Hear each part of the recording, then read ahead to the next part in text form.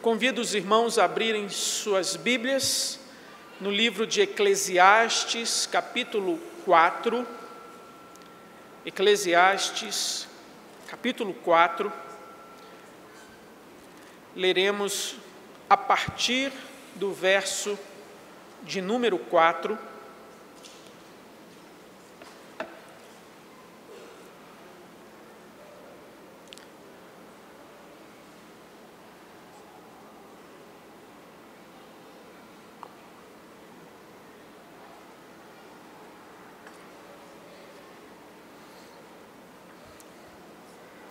Eclesiastes 4, a partir do verso 4. A palavra de Deus diz assim: Então vi que todo o trabalho e toda destreza em obras provém da inveja do homem contra o seu próximo. Também isso é vaidade e correr atrás do vento. O tolo cruza os braços e come a própria carne. Melhor é um punhado de descanso do que ambas as mãos cheias de trabalho e correr atrás do vento. Então considerei outra vaidade debaixo do sol, isto é, um homem sem ninguém, não tem filho nem irmã, contudo não cessa de trabalhar, e seus olhos não se fartam de riquezas, e não diz: para quem trabalho eu, se nego a minha alma os bens da vida? Também isso é vaidade, e enfadonho trabalho. Melhor é serem dois do que um, porque tem melhor paga do seu trabalho. Porque se caírem, um levanta o companheiro. Ai, porém, do que estiver só, pois caindo não haverá quem o levante. Também se dois dormirem juntos, eles se aquentarão, mas um só, como se aquentará? Se alguém quiser prevalecer contra um, os dois lhes resistirão. O cordão de 3 dobras não se rebenta com facilidade. Melhor é o jovem pobre e sábio do que o rei velho e insensato, que já não se deixa admoestar, ainda que saia do cárcere para reinar, ou nasça pobre no reino deste. Vi todos os viventes que andam debaixo do sol, com o jovem sucessor, que ficará em lugar do rei. Era sem conta todo o povo que ele dominava, tampouco os que virão depois se hão de regozijar nele. Na verdade, que também isto é vaidade e correr atrás do vento. Meus irmãos, nós, observando o nosso momento histórico, a nossa época, a nossa sociedade, nós podemos perceber, constatar que as pessoas estão adoecidas, que as pessoas elas correm daqui para acolá, buscando atrás de algo que possa saciar o seu ser, atrás de algo que possa trazer sentido à sua existência, à sua vida.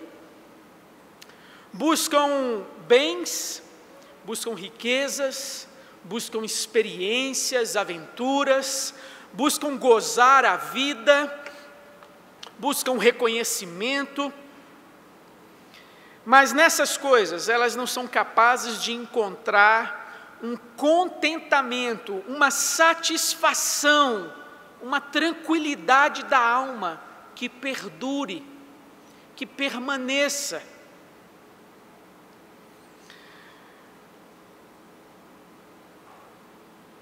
A grande dificuldade nesse contexto é que nós colocamos à margem, na periferia, de lado, aquele que deveria ser o centro, a base, o eixo da nossa existência, da nossa vida, nosso Criador, nosso Salvador.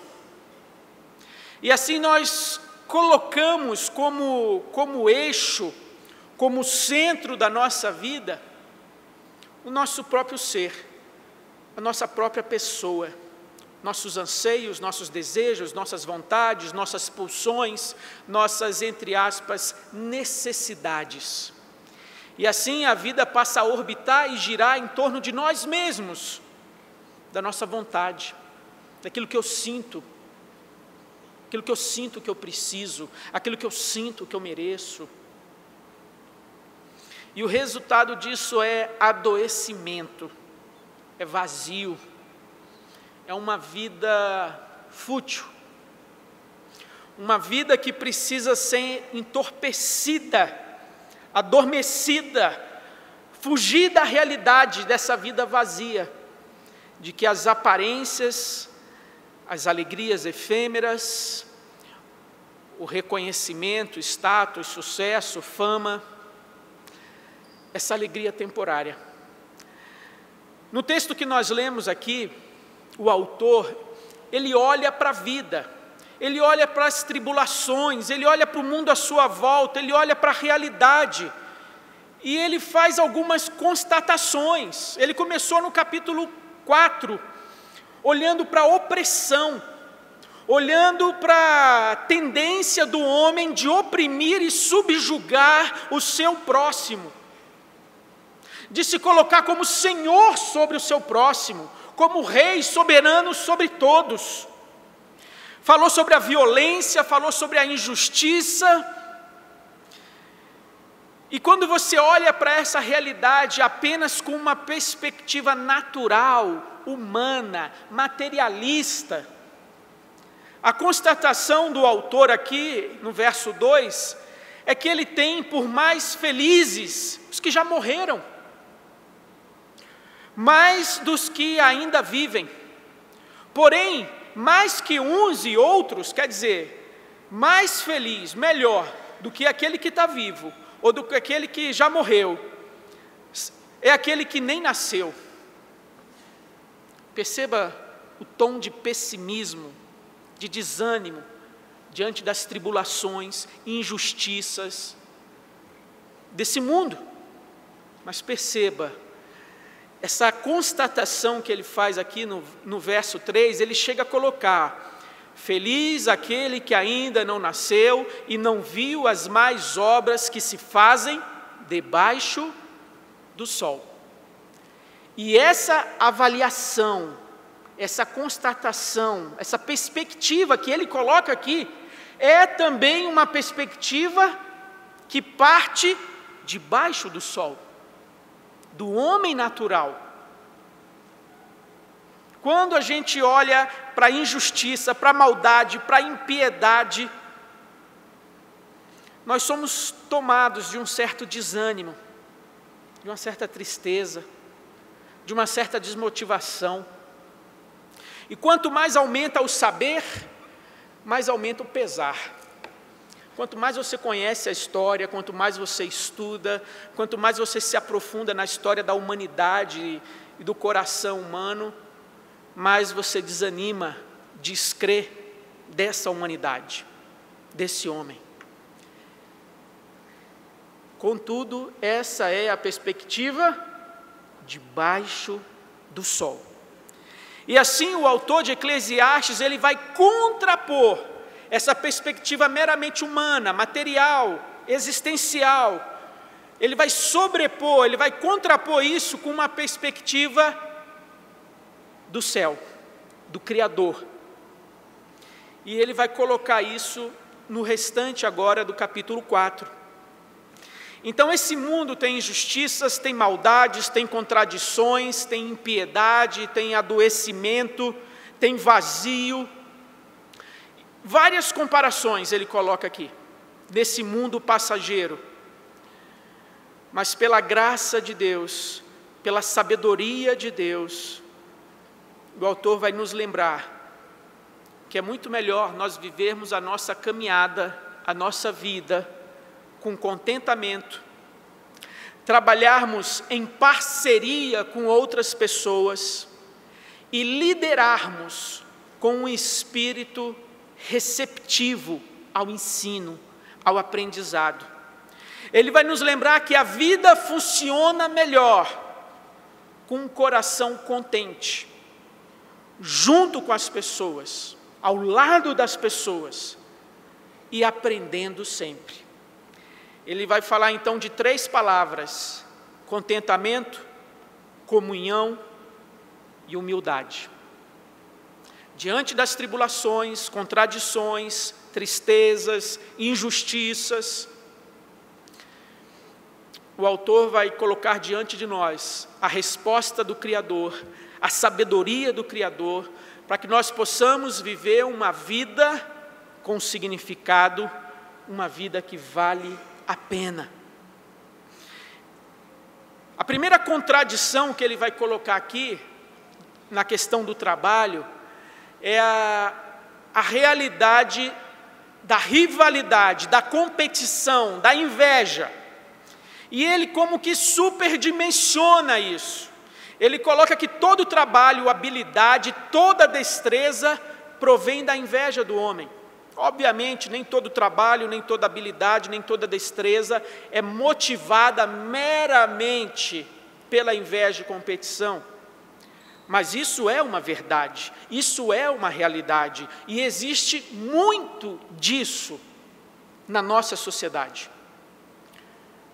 Competição, rivalidade, disputa, o medo de você ser sublimado, de que a sombra de outro você fique ali meio que sem evidência. E assim as pessoas podem ser movidas e impelidas, motivadas pela vaidade, pela inveja, pela competição. O trabalho foi dado como bênção de Deus para o ser humano. O trabalho ele não resulta da queda. O trabalho é conferido ao homem em Gênesis capítulo 2, para ele administrar aquele jardim, para ele ser o gerente, para ele ser ali o representante de Deus, para ele dar nome aos animais, para ele desenvolver a cultura, desenvolver conhecimento e fazer tudo isso para o bem da humanidade e para a glória de Deus. Porém, rapidamente chega o capítulo 3. E com a entrada da desobediência, do pecado, tudo nesse sistema, nesse mundo, é corrompido, é contaminado, inclusive o trabalho. E aí o Senhor diz que agora o homem iria ganhar o seu pão do suor, do sacrifício do seu rosto. Aquele trabalho que ele precisava realizar, que ele iria realizar, agora vai ser algo um pouco mais, que vai exigir mais sacrifício, que vai ter uma dose de opressão. O trabalho é uma dádiva, uma bênção de Deus. Mas como todas as outras coisas que foram criadas por Deus, o trabalho também pode ser corrompido, distorcido e deturpado. O trabalho pode até mesmo virar um ídolo, um Deus na vida de algumas pessoas. Então, diante dessa realidade que ele coloca aqui da competição, da rivalidade, da inveja, e perceba, a inveja, ela faz uma promessa, ela alimenta uma esperança enganosa, que se você tivesse as habilidades daquela pessoa, se você tivesse as oportunidades, se você tivesse a esposa daquela pessoa, se você tivesse a casa daquela pessoa, se você tivesse o emprego daquela pessoa, você seria mais feliz, mais realizado, mais alegre, mais satisfeito. A sua vida iria valer a pena. E é essa a promessa que a inveja lança no coração das pessoas, que a vida delas só valeria a pena e seria feliz se elas tivessem, recebessem aquilo que o próximo tem. Perceba, o pecado entra no capítulo 3, e quando é no capítulo 4, nós já temos ali um assassinato motivado pela inveja. A inveja de Caim, porque Abel era melhor do que ele. Abel era mais justo do que ele. Abel era mais íntegro e piedoso do que Caim. E por isso Abel foi aceito diante de Deus. Não meramente por causa da sua oferta, do seu sacrifício, mas por causa do seu coração, da sua piedade. Por isso Abel foi aceito. Ele era mais piedoso, mais justo do que Caim. E Caim, ao perceber que seu irmão foi aceito, que seu irmão era melhor do que ele não se conteve. Ele não suportou aquela sensação de ficar em segundo lugar, de ser rejeitado, de ver seu irmão ser aceito, ser honrado. E assim o coração de Caim foi tomado por um desejo de ódio, de vingança, um desejo de aniquilar, de exterminar o seu irmão. Meus irmãos, nós precisamos tomar cuidado com o nosso coração. Nós precisamos tomar cuidado com as nossas motivações, que aquilo que nos impele, que nos leva a trabalhar, a produzir, a estudar, a nos dedicarmos àquilo que nós fazemos. É um mero desejo de alcançarmos o mesmo padrão e nível do nosso vizinho, do nosso cunhado, do nosso irmão? Não ficar para trás? Mostrarmos que nós também temos valor, qualidades, habilidades? Provar para os outros? Provar para nós mesmos? Talvez você cresceu ouvindo palavras negativas, palavras que diziam que você não era capaz, que você não era competente, que você não fazia nada direito. E ao crescer você às vezes quer provar para o seu pai, para a sua mãe, para o seu irmão, para a sua família. Talvez provar para você mesmo, que você pode, que você é capaz. Como que você necessite desse reconhecimento e desse aplauso, dessa aprovação. Não viva a sua vida para buscar a aprovação das pessoas, para provar nada para ninguém. Não viva a sua vida para você alcançar o padrão e a capacidade de consumo de fulano ou ciclano. Viva a sua vida, viva aquilo que Deus te deu, com contentamento, com temor a Deus, para a glória de Deus, se alegrando nele, entendendo que a sua identidade, que o seu valor, não é algo que depende, não é algo que está atrelado ao seu desempenho, ao seu potencial, aos seus diplomas, à sua função, ao seu trabalho, ao seu contra-cheque. A sua identidade, o seu valor, está relacionado com o fato de que Deus te amou quando você era ainda pecador, de que você foi recebido como filho na família de Deus.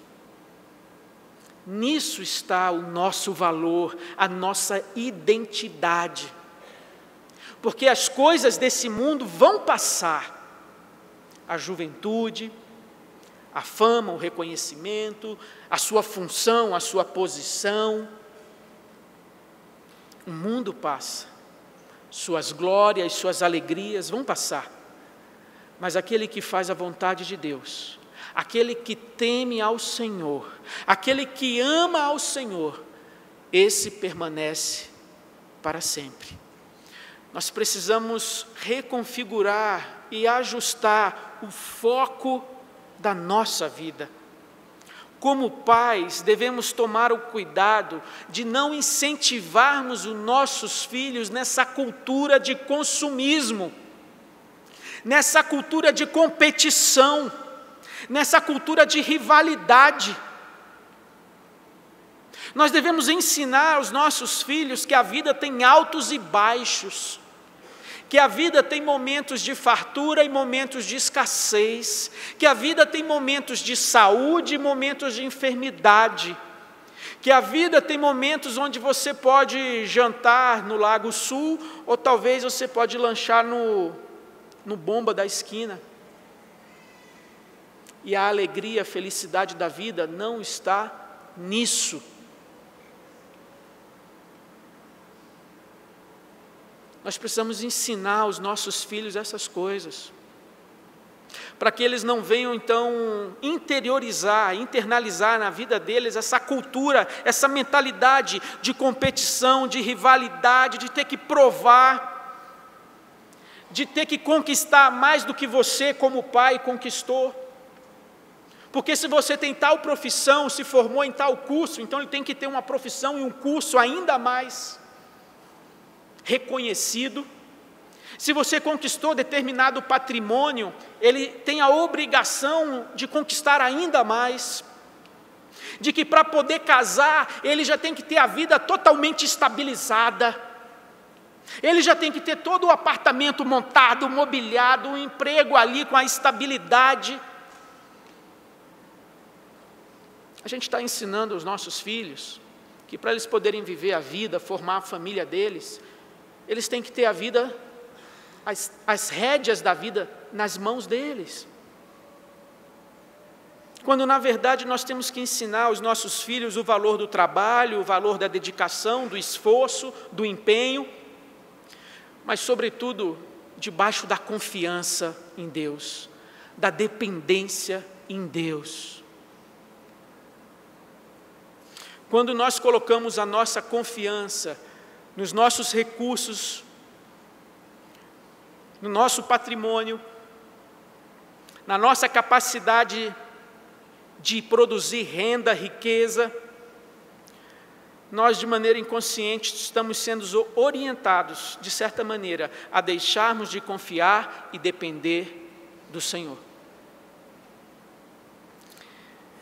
E aqui então o autor, o pregador, ele faz essa constatação dessa realidade. Ele fala, gente, isso é vaidade, é correr atrás do vento. Mas ao mesmo tempo que existe esse homem que vive olhando para o vizinho, que vive competindo com o vizinho, que vive querendo provar algo para si mesmo e para os outros, que nunca está satisfeito, que sempre inveja e cobiça o que o outro tem, há também um outro tipo de tolice. Há também um outro homem que é tão insensato quanto o primeiro, que é aquele que cruza os braços, que é aquele que busca uma vida meramente de prazer e descanso, sombra e água fresca. E o texto o chama de tolo. Ele come a sua própria carne. Ele vai ali corrompendo o seu caráter, a sua personalidade, se entregando à preguiça, à ociosidade, à vagabundagem. É um tolo, é um desperdício. Tanto o primeiro quanto o segundo estão equivocados, estão errados. E aí então vem a sabedoria do alto. O autor bíblico, quando ele quer estabelecer uma comparação, ele costuma usar uma fórmula pedagógica. Por exemplo, Samuel se dirigiu a Saul e disse, Saul, é melhor obedecer do que sacrificar. Provérbios vai dizer, é melhor um prato de hortaliças com paz do que um boi cevado com ódio. E aqui ele vai dizer, é melhor um punhado de descanso do que ambas as mãos cheias de trabalho. E quem diz isso aqui não é o tolo do verso 5, não é o preguiçoso que está dizendo isso. Isso aqui é uma constatação do pregador. A Revista e Atualizada incluiu aqui essa palavra dizendo, dando a entender que o tolo diz, mas não é o tolo que diz. Essa palavra não está nos textos originais. O tradutor ou a equipe que revisou o trabalho do João Ferreira de Almeida, tentando harmonizar o sentido, compreendeu que iria se encaixar melhor essa palavra dizendo. Só que coloca o verso 6 na boca do tolo, quando na verdade é a conclusão da sabedoria do alto, é a conclusão que o pregador chega. Nem o invejoso, descontente, cobiçoso, nem o preguiçoso tolo. Melhor um punhado de descanso do que ambas as mãos cheias de trabalho. O que ele está colocando aqui? Em uma mão, trabalho, diligência, esforço, dedicação. Na outra mão, o descanso, o gozar do fruto do seu trabalho, o gozar do resultado da sua dedicação, do seu esforço. Viver a vida com essas duas realidades, o trabalho e o resultado desse. Como está lá no Salmo 128, bem-aventurado aquele que teme o Senhor, que anda nos seus caminhos, do trabalho de tuas mãos comerás, feliz serás e tudo te irá bem. Então, trabalho de tuas mãos, do seu trabalho você vai comer, você vai ser feliz e tudo te irá bem. Esse é o bem-aventurado, aquele que teme ao Senhor, que anda no seu caminho, se dedica ao trabalho e desfruta do resultado desse. Em uma mão, o descanso, na outra, o trabalho, equilíbrio, moderação, contentamento. E aí vem então o segundo retrato, a segunda contradição da vida, a segunda tribulação da vida, que é como que uma consequência, um desenvolvimento do primeiro problema que ele colocou, da preguiça e da inveja, a falta de contentamento. E ele vai dizer então, verso 7, considerei outra vaidade debaixo do sol, isto é, um homem sem ninguém, solitário, sozinho, sem filho nem irmã, ao mesmo tempo um homem que não cessa, que não para de trabalhar, que não para de correr, cujos olhos não se fartam de riquezas, nunca está satisfeito, nunca tem o suficiente, eu preciso trabalhar mais, eu preciso ajuntar mais, eu preciso acumular mais, eu não sei como vai ser o dia de amanhã, eu não sei o que reserva o futuro, as economias, o mercado, e ele coloca a sua confiança, a sua dependência no seu trabalho, naquilo que ele acumula, naquilo que ele ajunta, e é um homem solitário. O texto diz que esse homem não chega sequer a se questionar: para quem trabalho eu? Para que eu trabalho? E para quem eu trabalho? Para que eu ajunto riquezas? E para quem eu ajunto riquezas?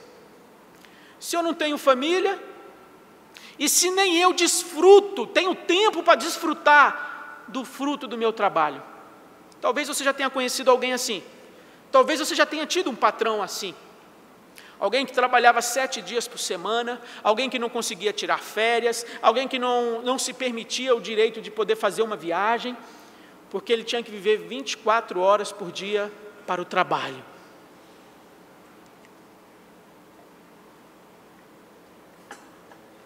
Solidão. A queda produz solidão. O pecado produz solidão. Deus, no Éden, ele disse: não é bom que o homem esteja só, far-lhe-ei uma auxiliadora, uma companheira. E assim Deus fez. Mas tão logo o homem peca, ele já se isola, ele já foge de Deus, ele já olha para Deus e diz: a mulher que tu me deste, ela que foi o entrave, o estorvo que me levou a pecar, a desobedecer. Você percebe ali já a desunião, você percebe ali já um relacionamento se desintegrando. Você vê no capítulo 4, Caim e Abel, a presença do pecado, como desintegra os relacionamentos, E aqui o pregador, o autor de Eclesiastes, ele olha para esse segundo mal, para essa vaidade, a solidão da vida. E uma solidão aqui que está num contexto de alguém que escolheu caminhar sozinho, porque a sua vida, o seu tempo, a sua energia, a sua juventude é apenas para o trabalho e para acumular e ajuntar riquezas. Ele não tem tempo para ter família. E se tem família, não tem tempo para viver em família.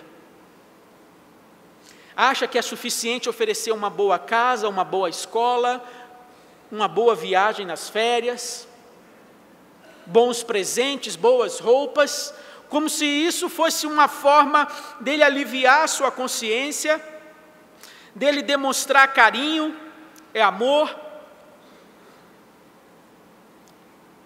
Mas ele não vive a vida em família. E o pregador chama isso de vaidade, enfadonho trabalho. Também isso é vaidade e enfadonho trabalho. E aí ele vai novamente usar aquela expressão, melhor é. Ele disse que era melhor um punhado de descanso do que ambas as mãos cheias de trabalho. Agora ele vai dizer, é melhor serem dois do que um. O contexto que ele vai descrever a partir do verso 9 é a ideia de peregrinos que estão caminhando, que estão numa viagem. E nessa viagem, nessa caminhada, é muito melhor quando vão dois juntos, lado a lado, do que quando a pessoa vai sozinha.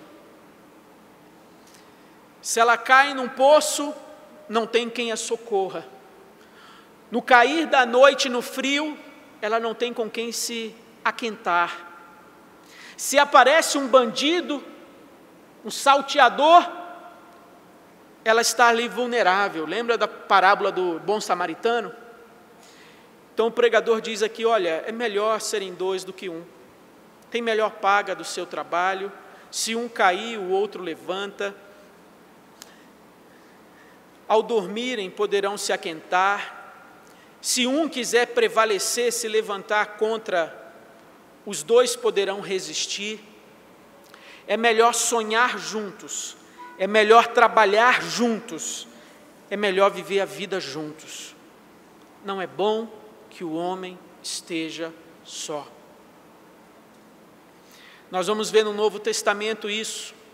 O Senhor Jesus não andou sozinho, Ele juntou um grupo de 12 para andarem com Ele. Paulo não realizou o ministério pastoral, missionário sozinho. Ele sempre tinha pessoas ao lado dele. Barnabé, Silas, Epafrodito, Timóteo.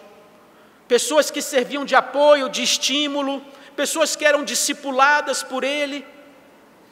Quando nós olhamos para o Novo Testamento, vemos ali várias vezes a expressão uns aos outros. A ideia da comunidade, do corpo, e não de uma vida solitária. Ninguém é igreja sozinho em casa.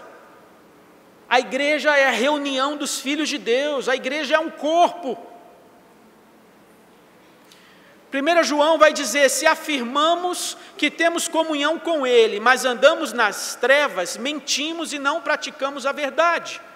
Se, porém, andarmos na luz como Ele está na luz, temos comunhão uns com os outros. João 13, novo mandamento vos dou, que vos ameis uns aos outros. 1 Tessalonicenses 5, por isso exortem-se e edifiquem-se uns aos outros. Hebreus 10, não deixemos de reunir-nos como igreja, segundo o costume de alguns, mas procuremos encorajar-nos uns aos outros. A Bíblia de Gênesis a Apocalipse nos ensina que essa peregrinação nessa vida, nesse deserto, nesse mundo, ela é mais satisfatória quando nós vamos juntos. Não é que não vai ter dificuldade, não é que não vai ter mal entendido, não é que não vai ter problema, vai ter tudo isso. Mas Deus pode usar todas essas dificuldades no caminho para o crescimento, amadurecimento. De que vale as duas mãos carregadas de lucro, de riquezas, ao custo de você abrir mão da sua saúde, da sua fé, da sua família, da sua vida. Lembra do Salmo 128? Daquele que é feliz, abençoado, bem-aventurado, aquele que teme o Senhor, que anda nos seus caminhos. Do trabalho de tuas mãos comerás, felizes serás e tudo te irá bem. Mas ele não está sozinho. Tua esposa, no interior de tua casa, será como a videira frutífera. Teus filhos como rebentos da oliveira, à roda da tua mesa. Eis como será abençoado o homem que teme ao Senhor. Um lar, uma família, pessoas ao nosso lado, para sonhar juntos, trabalhar juntos e desfrutar juntos do resultado desse trabalho, seja pouco ou seja muito. Os homens podem buscar uma vida solitária, uma vida de solidão, mas a boa dádiva de Deus é que Ele nos dá a oportunidade de termos amigos e irmãos para enfrentarmos os perigos espirituais, os momentos de enfraquecimento da fé, os momentos de desânimo, pessoas para estarem ao nosso lado, nos ajudando em oração, nos encorajando.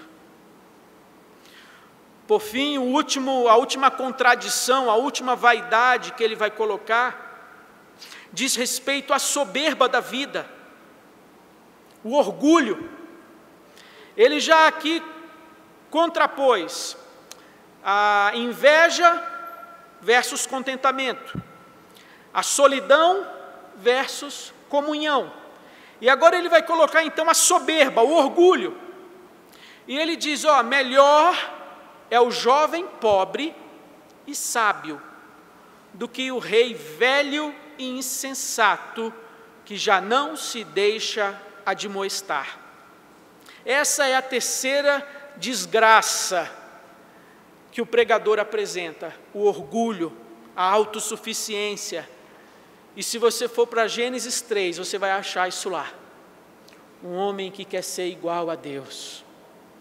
Um homem que quer ser autossuficiente, um homem que deixa de lado o mandamento e a ordem de Deus e quer andar no caminho do seu coração, e o resultado é a queda, é o sofrimento, é a tristeza. Aqui no texto ele vai falar de um rei que não aceita mais ser aconselhado, que não aceita mais ser admoestado, que tem a atitude de ser uma pessoa autossuficiente, cheia de toda sabedoria, cheia de toda verdade, que não está aberta a aprender, a ouvir. E o pregador diz, é melhor você ser um pobre. Enquanto ele é rei, mas insensato, é melhor você ser um pobre, um jovem pobre, sábio, que se deixa admoestar, que se deixa aconselhar, que ouve as orientações, do que ser um rei cheio de si mesmo, cheio da sua soberba, cheio da sua verdade.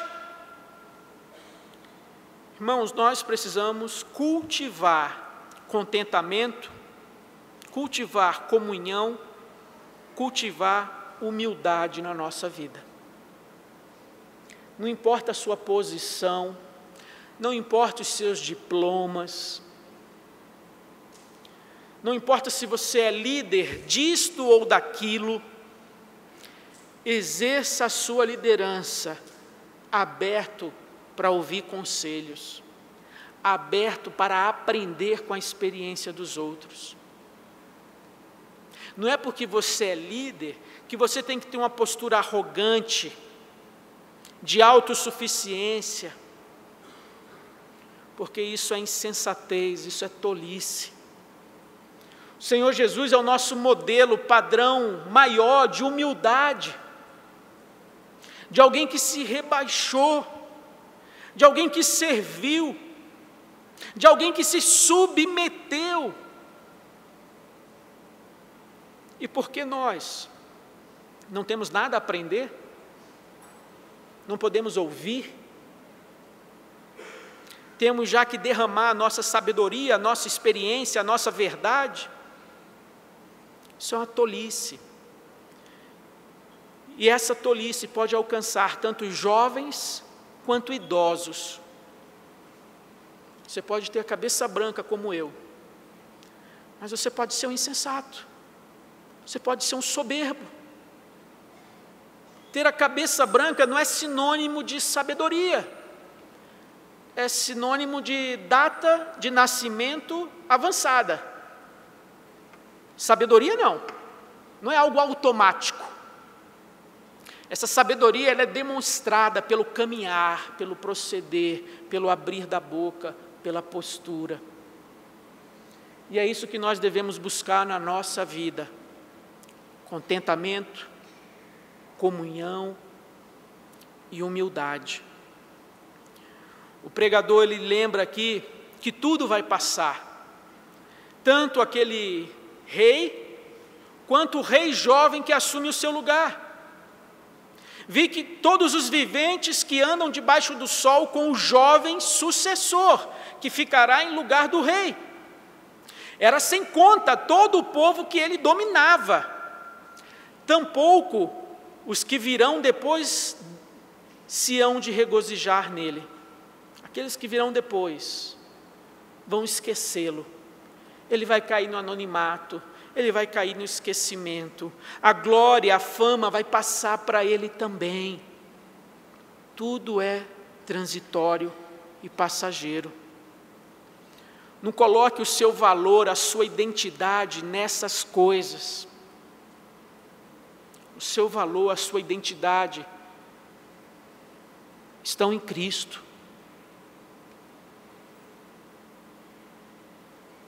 Por isso nós vemos uma sociedade adoecida, uma sociedade que as pessoas são compelidas, impulsionadas à busca do prazer, da satisfação, da alegria.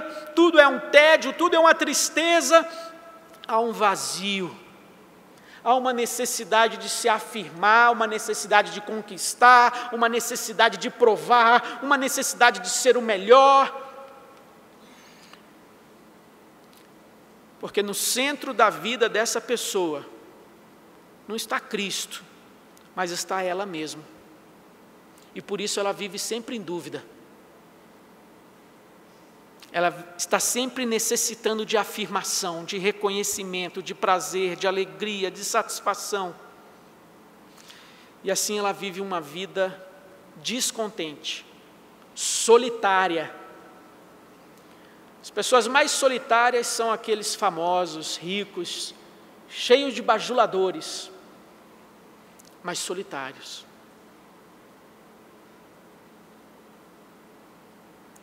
Que o Senhor tenha misericórdia de nós. Que o Senhor nos ajude a entendermos que a nossa vida deve ser vivida para a glória de Deus e não para a nossa autossatisfação, autopromoção, autoafirmação. Você lembra das palavras de João Batista? Importa que ele cresça e que eu diminua. Quando nós entendermos que sem Cristo nada podemos fazer, quando nós entendermos que Ele morreu para que aqueles que agora vivem, não vivam mais para si mesmos, mas para aquele que por eles morreu e ressuscitou, novas criaturas, um novo propósito, um novo objetivo na vida. Viver para a glória de Deus. Quer comais, quer bebais, quer façais qualquer outra coisa. Isso é para o idoso, isso é para você de meia idade, isso é para você jovem e adolescente.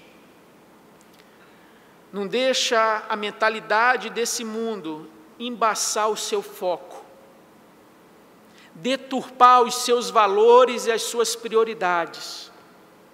A nossa pátria está nos céus.